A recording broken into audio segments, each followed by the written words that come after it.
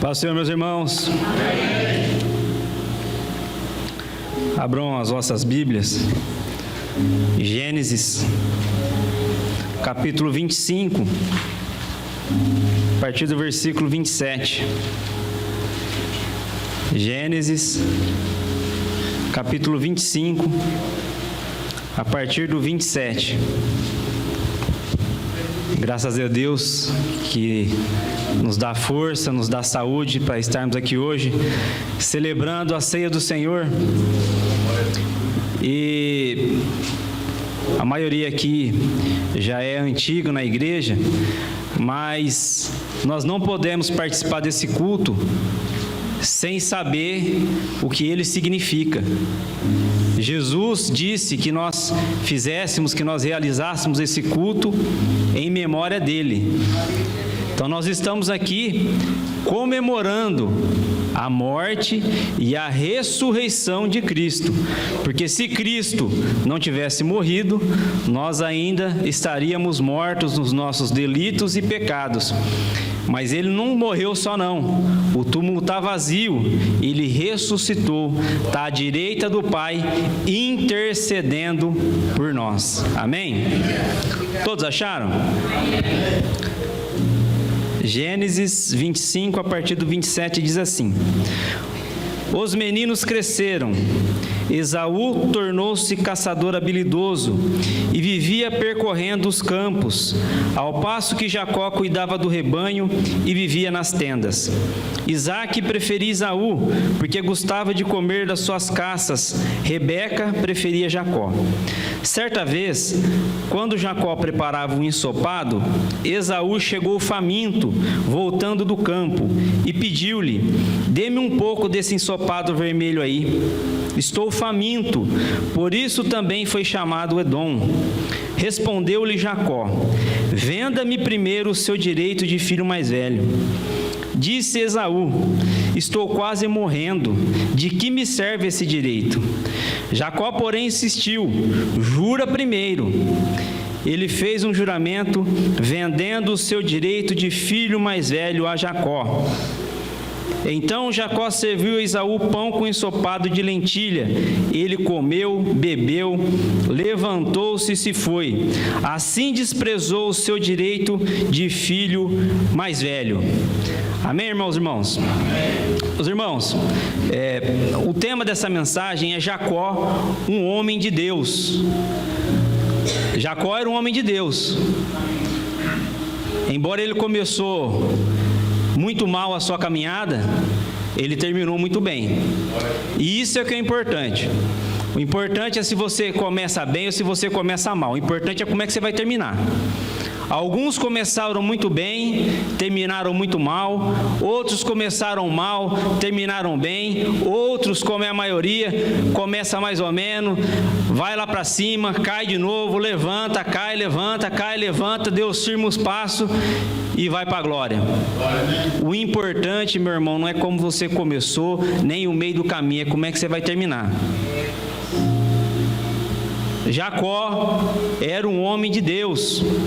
E eu gosto muito do livro de Gênesis. Eu gosto muito desse livro, que é o livro do começo, o livro do início. Começa com Deus, Gênesis 1 e 2, ele cria o céu, cria a terra, cria o homem. No 3, o homem desobedece a Deus. No 4, já tem o primeiro homicídio. E eu gosto do livro de Gênesis, porque o livro de Gênesis, a leitura que eu faço do mundo, a leitura que eu faço da sociedade, a leitura que eu faço de mim mesmo, é a partir do livro de Gênesis. A maldade do ser humano, como o ser humano se transformou num ser egoísta, mesquinho. É tudo no livro de Gênesis que eu fundamento essas coisas na minha mente. E a gente percebe que o nosso irmão Jacó, ele já começa com uma carga que é meio complicada de administrar. A gente percebe. Eu também tinha essa visão negativa de Jacó. O Deus de Abraão, de Isaque e de Jacó. Quando a gente vê em Abraão, pensa em Abraão, Você pensa, um homem chamado por Deus, Deus chama Abraão lá no capítulo 12 de Gênesis, fala: Abraão, sai da tua terra, sai da tua parentela, vai para uma terra que eu vou te mostrar, eu vou te engrandecer, e você vai ser uma bênção para todas as famílias da terra. E a Bíblia fala que Abraão, um homem de fé, saiu sem saber para onde ia, na direção de Deus, mas ele não sabia para onde iria. Abraão é o pai da fé. Abraão é o primeiro dizimista da Bíblia. Abraão é um homem que colocou 5 exércitos para correr. Abraão é um homem que era profeta.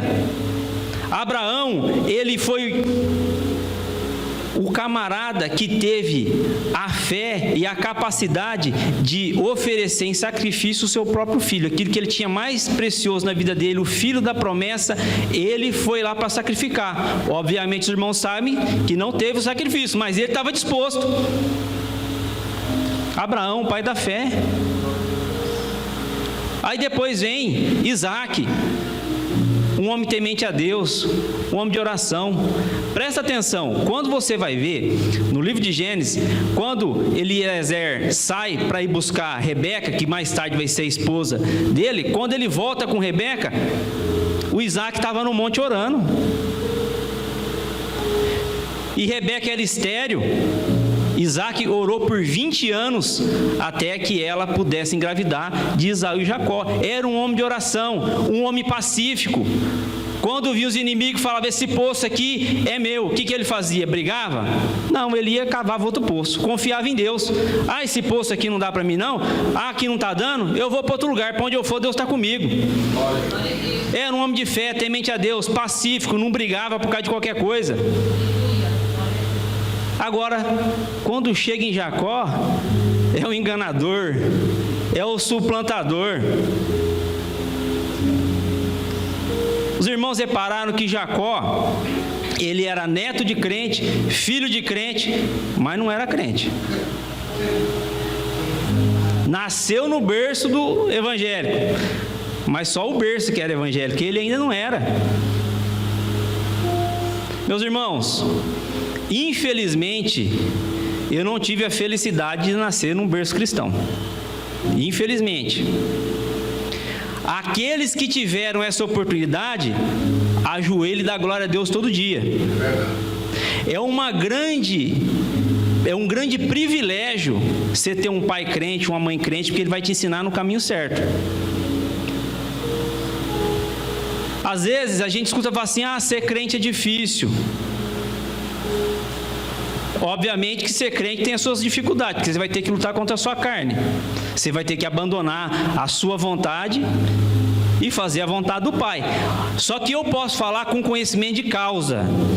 Mais difícil é viver no mundo obcecado, mais difícil é viver na prostituição, mais difícil é viver no adultério, mais difícil é viver roubando, mais difícil é viver usando droga, mais difícil é viver obcecado por esse mundo aí.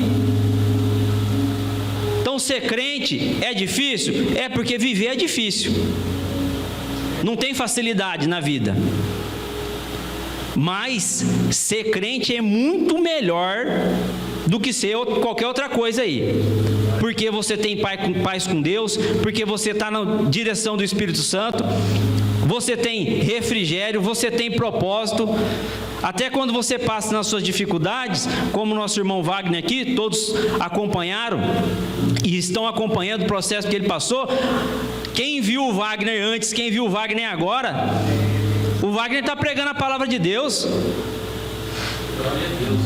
O Wagner está evangelizando, o Wagner está levando refrigério, o Wagner está sendo luz do mundo e sal da terra, onde ele põe a planta do pé dele.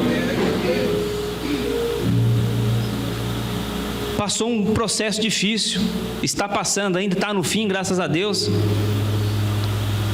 Mas veja que você ser filho de crente, neto de crente, bisneto de crente, filho de pastor, filho de presbítero, não vai te levar para o céu não, viu? Não vai te levar para o céu. Você não vai chegar lá no céu e falar assim: rapaz, a hora que Deus chamou você, você fala: Deus, o meu pai era pastor, hein? O senhor conheceu o meu pai, hein? Meu pai, pastor, pregava lá. O senhor conheceu meu pai? Então, Não vai ter essa conversa lá.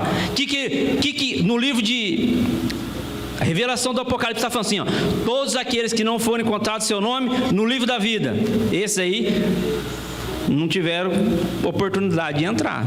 O teu nome vai ter que estar escrito no livro da vida. Não é o livro, não é o nome do pastor, nem do presbítero, nem do obreiro, nem da líder do círculo de oração, nem do líder do jovem. Não, é o teu nome que vai ter que estar escrito lá. Então é você que vai precisar se converter. E o nosso irmão Jacó, ele vivia esse dilema. Ele era um camarada mentiroso, um camarada invejoso, ardiloso. Presta atenção nesse texto.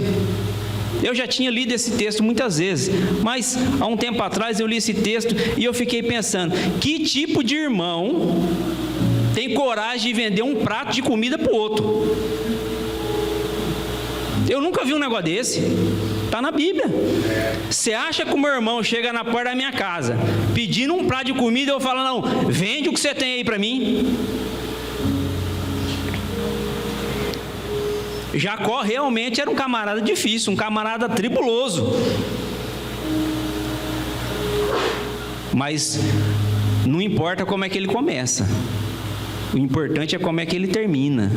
Ele vai deixar Deus trabalhar na vida dele, assim como eu e você precisamos deixar Deus trabalhar na nossa vida. Porque se a gente não deixar Deus trabalhar na nossa vida, meu irmão, nós vamos ficar igual Jacó a vida inteira. Um povo invejoso, egoísta, ambicioso, que só pensa em si mesmo, que não está preocupado com o reino, que não está preocupado com nada. Jacó não estava preocupado com a bênção, ele estava preocupado com a herança. O irmão mais velho, ele recebia porção dobrada da herança. Então, se tivesse lá uma grande fazenda, uma grande propriedade, ele ficava com 2 vezes mais do que o irmão dele, mais novo. Ele estava pensando só nas coisas aqui da terra, não pensava nas coisas que é de cima. Jacó, ele queria entregar o mínimo e receber o máximo. É o que a gente faz. A gente quer entregar o mínimo e receber o máximo. Se eu pudesse, eu trabalhava menos e recebia mais. Quem aqui é igual eu? Amém. Eu queria, irmão, arrumar um serviço para trabalhar 2 horas e ganhar 3 vezes mais. Tem uns que ganham, né, generoso? Trabalha um pouquinho. E todo mundo quer isso, irmão.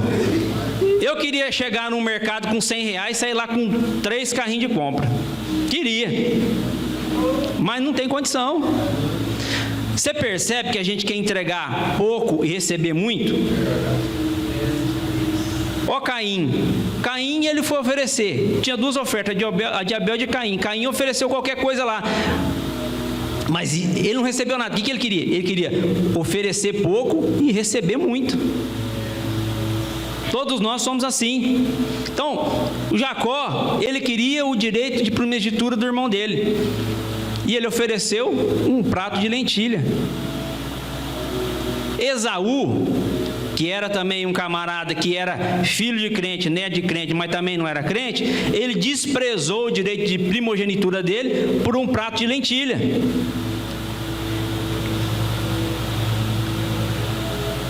Tem muita gente, irmão, vou falar um negócio para você. Aquilo que está na tua mão, que Deus te deu para você cuidar, não despreze. Às vezes o camarada despreza a esposa, a esposa despreza o marido, despreza os filhos. Ah, esse menino, esse moleque, ah, essa mulher, ah, esse homem, ah, esse carro. Irmão, não despreze aquilo que Deus te deu. Não murmure contra aquilo que Deus te deu. Sabe por quê? Quando você murmura da sua esposa, na verdade você não está murmurando da sua esposa. Você pensa que você está, mas você não está. Você está se rebelando contra Deus.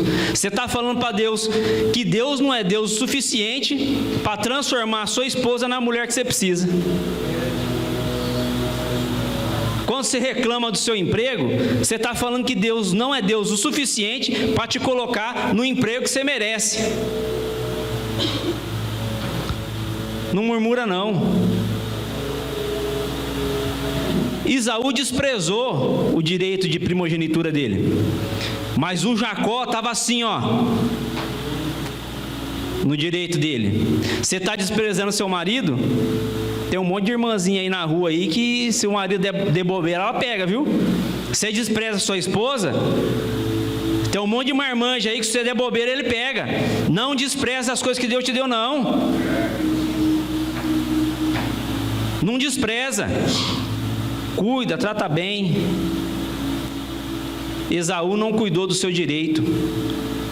E tinha um Jacó lá, um enganador, suplantador, para pegar aquilo que era do outro. Então, meus irmãos, ele era filho de crente, era neto de crente, mas não era crente, faltava nele conversão, faltava nele discernimento das coisas que são espirituais, só pensava naquilo que era da terra, e nós somos assim também. A gente pensa muito nas coisas que são da terra aqui, a gente planeja, a gente projeta muita coisa para a gente aqui na terra e esquece das coisas eternas. Nós devemos projetar e planejar as coisas aqui também na terra, mas não nos esqueçamos das coisas que são eternas. E eu tive um problema, logo quando eu me converti, já novo de conversão, e aí eu ficava pensando assim, bom, como é que eu sei que eu sou um camarada convertido? Como é que eu sei que o meu nome está escrito no livro da vida?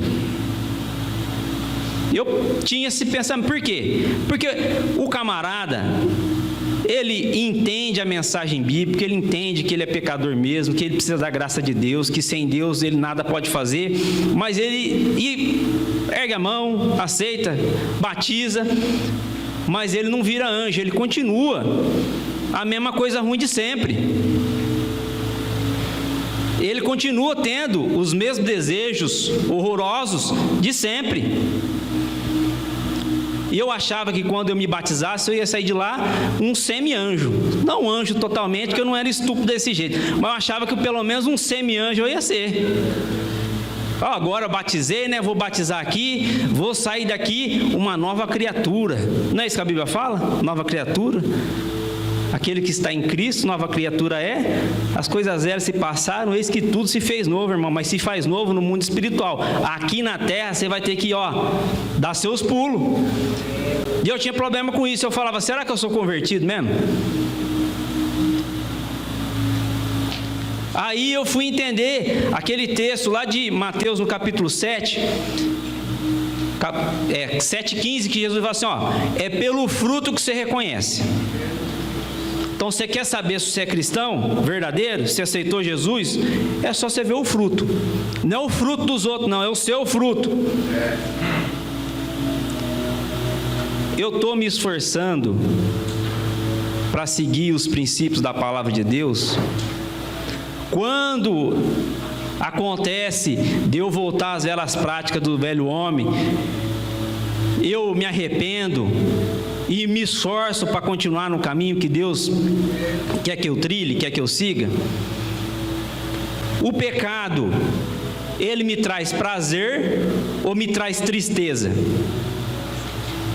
Porque muitas vezes, irmão, a primeira coisa que Deus coloca no nosso coração para que nós nos libertemos das amarras do pecado, da escravidão do pecado, é o desejo de ser liberto.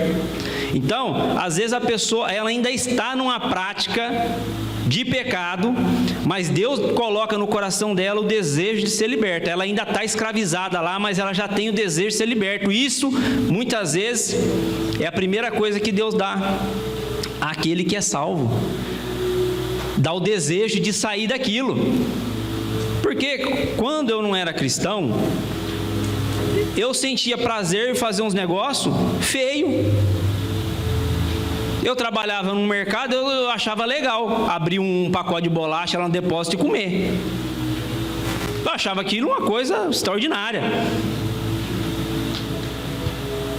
Eu achava interessante catar uns ovos de Páscoa lá e sair pela porta do depósito e levar embora para minha casa. Tomara que o homem não está vendo isso aqui.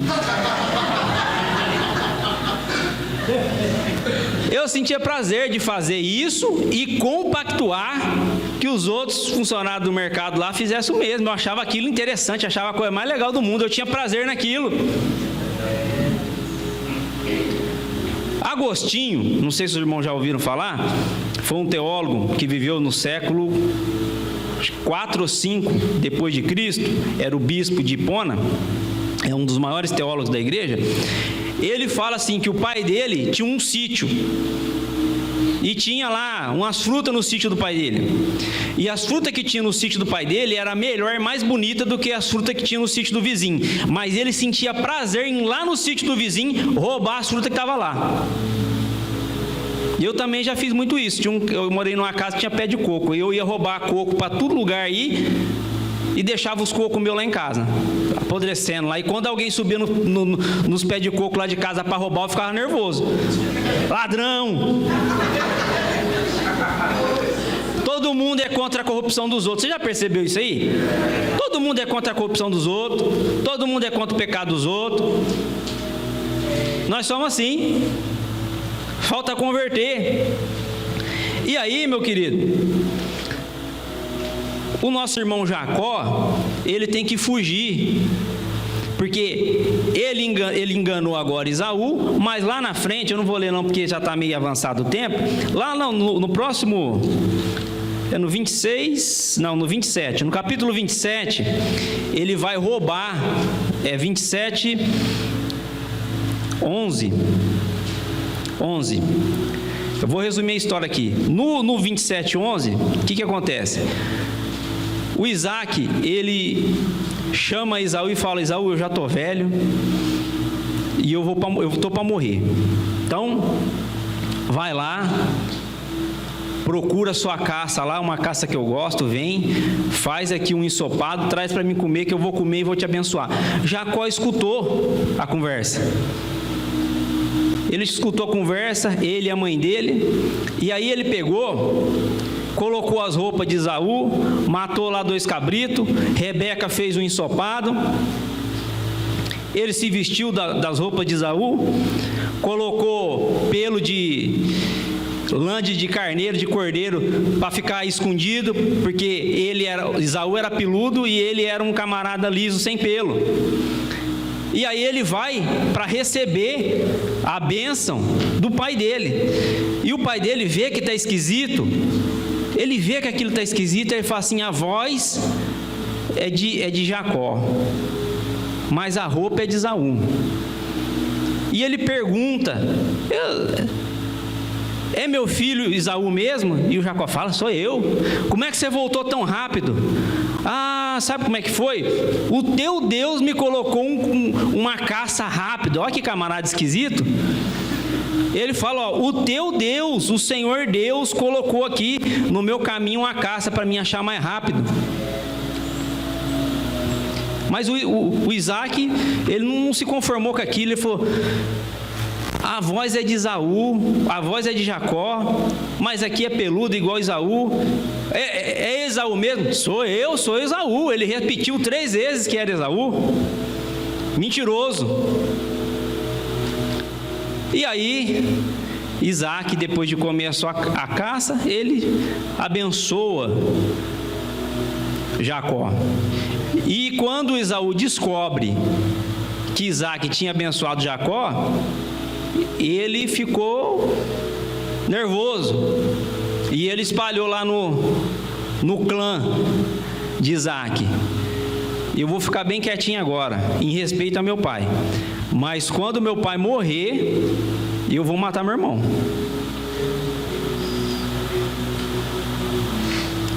E aí Jacó tem que fugir.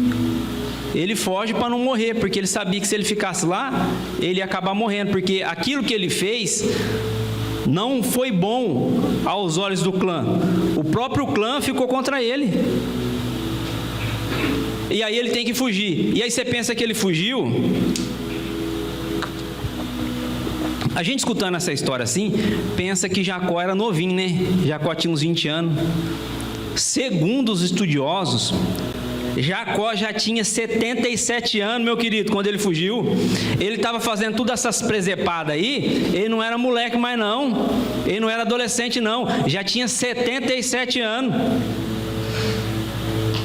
Aí ele tem que fugir. Vai lá para casa de Betuel, vai lá encontrar com Labão, que era filho de Betuel, da família da mãe dele, e vai chegar lá. Nessa viagem que ele está fazendo é que começa a transformação dele. É nessa viagem que ele dorme, ele vê, tem aquela visão da escada, dos anjos, e ele faz um pacto com Deus. Ele fala assim, ó, se o Senhor me guardar nessa viagem que eu estou fazendo, me prover de pão, me prover de comida, então o Senhor será o meu Deus. Por que ele fala o Senhor será o meu Deus? Porque ainda não era. Ainda não era. Ele estava com 77 anos, filho de crente, neto de crente, mas não era crente. Esse camarada conviveu com Abraão. Os irmãos sabiam que ele conviveu com Abraão 15 anos? Porque Abraão foi pai com 100 e morreu aos 175. Quando Jacó e Esaú nasceram, Abraão tinha 160 anos. Eles conviveram 15 anos com Abraão. Eles tiveram um exemplo de crente na casa deles. Mas isso não basta para a conversão. Ele precisava ter um encontro com Deus realmente. E aí, tem gente que tem um encontro com Deus instantâneo. E tem gente que precisa de uma caminhada mais longa. Nós vamos ver que a caminhada dele com Deus, até a conversão dele, vai durar aproximadamente 20 anos. Então ele foge só com um cajado na mão, faz um pacto com Deus e vai lá para a casa de Labão. Quando ele chega lá na casa de Labão, ele se apaixona por Raquel. E o Labão fala para ele, ó, você vai me servir 7 anos e eu vou te dar Raquel em casamento. 7 anos você vai trabalhar para mim, é troco de comida e água, só. Deus já começou a tratar, né? Porque o camarada que era zoiudo, que queria a porção dobrada da herança, agora vai trabalhar a troco de comida e água. Ele trabalha 7 anos a troco de comida e água. Quando chega no dia dele casar com Raquel, ele vai casar com Lia, porque o Labão enganou ele. Então aquele camarada que gostava de enganar os outros, agora ele é que foi enganado. E Labão engana ele, entrega a Lia para ele. Ele passa uma semana e agora ele vai trabalhar mais 7 anos por Raquel. Agora então o Labão, eu acho que Jacó, ele sem conhecer Labão, ele meio que puxou de Labão, né? Enganador igualzinho. Ele enganou um monte de gente. Quando ele chegou no cara mais esperto que ele, porque eu vou falar um negócio para você aqui, você acha que você é esperto, mas tem gente mais esperta que você, viu? Sempre. Ele chegou num camarada mais liso que ele ainda. Foi enganado. Trabalhou mais 7 anos por Raquel. 14 anos trabalhando a troco de comida e água. E aí, ele vai trabalhar mais 6 anos. 6 anos a troco de salário. E nesses 6 anos que ele trabalhou a troco do salário dele, para ele ter fazer alguma coisa pela própria casa dele, a Bíblia fala que o Labão mudou o salário dele 10 vezes. 10 vezes ele foi enganado. Labão falava, ó, o seu salário vai ser agora os cordeirinhos pintados. Ah, vai ser o listrado. Ah, vai ser o preto. Ah, vai ser o branco. Vai ser o com lista, sem lista. 10 vezes Labão tentou enganar ele. Mas nessa época, Deus já estava cuidando dele. Nessa época, Deus já estava cuidando dele. E a Bíblia diz que os rebanhos de Labão passaram todos para a mão de Jacó. Irmão, fique em paz que o que é teu, Deus vai te dar. Fique em paz. Se for para ser teu, vai vir na sua mão. Faz aquilo que Deus colocou no seu coração, pede orientação, direção, propósito de Deus e vai firme com Jesus. Às vezes, a gente quer fazer coisas que não são da nossa alçada. Não são da nossa alçada e a gente quer fazer e aí não dá certo. Vocês lembram quando Jesus chega numa cidade e aí está lá a Receita Federal, lá, os cobradores de imposto falam para ele assim, ó, vocês não vão pagar um imposto, não? O Pedro falou assim, não, nós vamos pagar um imposto. Só que ele estava liso, igual barriga de cobra, não tinha R$1. Vai pagar que jeito? O cara, em vez de falar a verdade, falou, rapaz, nós estamos desprovidos aqui, não tem R$1. Não, ele já falou, não, vamos pagar sim, vamos pagar. Tem que pagar, vamos pagar. Daí ele não tinha o dinheiro, né? Ô Jesus, tem dinheiro não, e agora? Aí Jesus fala para ele assim, ó, vai pescar. Pedro era pescador, todo mundo sabe, vai pescar lá, varinha seca, pesca lá. Você vai achar um peixe, vai ter dinheiro lá, você paga o meu imposto e o seu. Eu ficava lendo esse texto, olha que milagre extraordinário, né? Sai dinheiro da boca de peixe. Mas o interessante é que Jesus mandou ele pescar e não mandou vender o peixe. O dinheiro ia estar lá dentro. O que eu entendi? Depois de muitos anos, você vai fazer aquilo que você sabe fazer, e Deus vai te prosperar naquilo que você sabe fazer, não é naquilo que você não sabe. Eu não sou mecânico, não entendo nada de mecânica. Vou abrir uma oficina mecânica, porque em Penápolis você passa nas oficinas mecânicas e tem carro até para o lado de fora. Vocês já repararam isso? Rapaz, você passa na oficina mecânica, tem carro até para o lado de fora. Agora, eu não entendo nada de mecânica, não entendo nada de administração. Eu vou abrir uma oficina mecânica achando que vai dar certo? Não vai dar certo. Propósito. O que a gente precisa é de direção e propósito. Se Deus te der, e Ele quer dar direção e propósito, vai firme naquela direção e naquele propósito, que você vai prosperar naquilo ali. E não é ficar rico, é prosperar naquilo, em todas as áreas, emocionalmente, espiritualmente, na esfera familiar, profissionalmente. Você vai prosperar naquilo que Deus colocou na sua mão. Não despreza o seu dom, não despreza não. Tem gente que não tem dom de vendedor, viu, pastor? Eu não tenho também não. Tem gente que não tem o dom de vendedor, viu, Lucas? O pastor falou pro Lucas ali, eu murchei as orelhas também, porque lá em casa quem vende as rifas tudo é a Camila. Eu não tenho dom de vendedor. Deus, devo ter algum outro dom aí, mas o de vendedor não é. Mas para voltar aqui, então, meus irmãos, o nosso irmão Jacó, ele gostava de enganar, mas depois ele passou a ser enganado. Deus trabalhou na vida dele por 20 anos. E aí ele já começa a aprender a depender de Deus. Você vai ver, se você ler aqui, é muita coisa. Começa a ler lá nesse capítulo que eu falei aqui, no 25, e vai lendo até acabar a história de Jacó. Acho que acaba lá no 32, 33, quando ele vai para o Egito. Pega e vai lendo a transformação que Deus fez na vida dele. Ele começa a depender de Deus. Ele só foge de Labão quando Deus aparece para ele e fala assim, ó, agora você vai para sua casa, vai lá para sua terra. Ele passou 20 anos lá, podia ter passado 30, ele ia esperar Deus falar. Uma vez eu estava comentando com o nosso irmão Joab lá na obra. Orar não é difícil. Orar não é difícil, a gente tem dificuldade, mas não é difícil.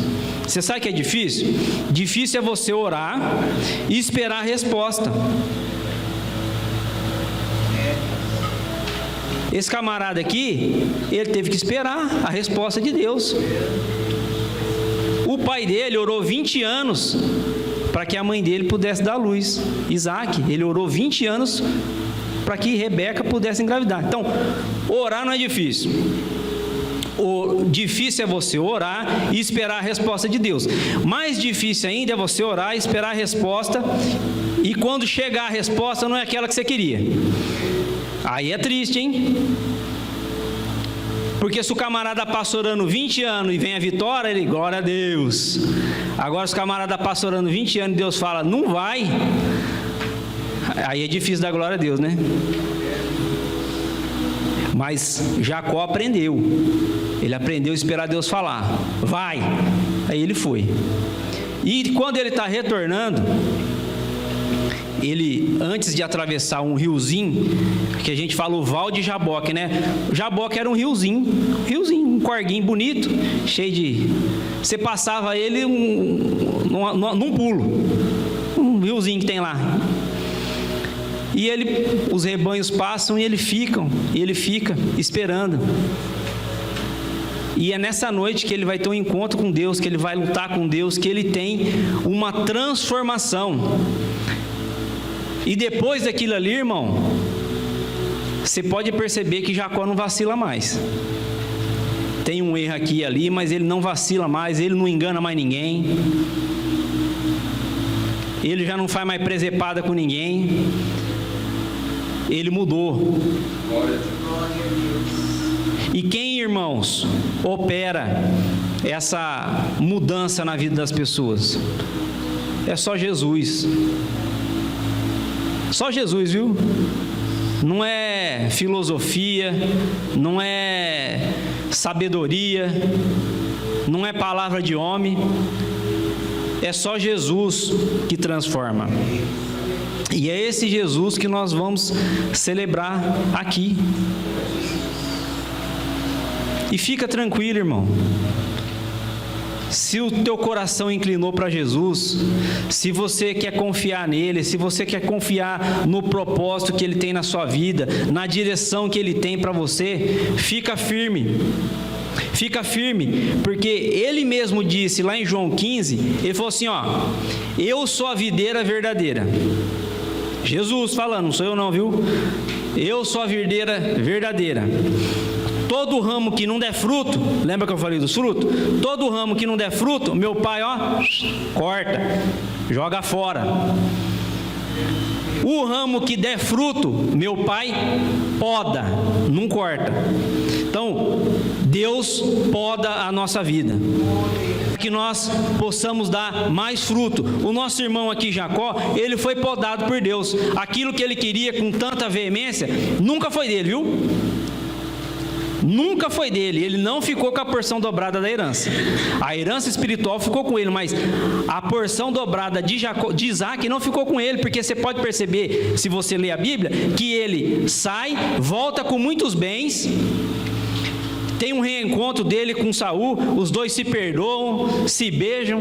Esaú também, acho que se converteu nesse meio do caminho aí, a Bíblia não enfatiza porque não é o propósito, mas perdoou o irmão dele, se abraçaram ali, os dois choraram, e você percebe que Esaú volta para Seir, e Jacó continua com as coisinhas dele lá, com os bens dele, com as coisas que Deus depositou na mão dele. Irmão, continua com as coisas que Deus depositou na sua vida, viu? E Deus, Jesus Cristo, Ele realiza a obra de salvação e conversão na nossa vida. Não é homem nenhum, não é retórica, não é ninguém, irmão. E também não tem ninguém que mereça ser salvo pelas suas próprias obras, não. Ah, eu sou muito bom. Ah, eu vou na igreja. Ah, eu oro, eu jejuo. É a santidade de Cristo que te salva, não é a sua mesmo. Você não tem santidade aí. Se todo mundo aqui hoje fosse transportado para uma ilha deserta e vivesse lá até morrer, sem Jesus, sozinho, só você não ia pecar contra ninguém, ia? Não ia, né? Você está só você lá? Você ia ser santo? Não. Ainda assim você ia ser pecador. Então, só Jesus que transforma o coração do homem, só Jesus tem salvação para o homem, só Jesus transfere a santidade dele para nós. Graças a Deus que Ele nos amou, morreu por nós, se entregou, pagou a nossa dívida. Ele deixou para nós a parte mais fácil: crer nele, aceitar os princípios e viver conforme a palavra de Deus. Amém? Deus abençoe os irmãos.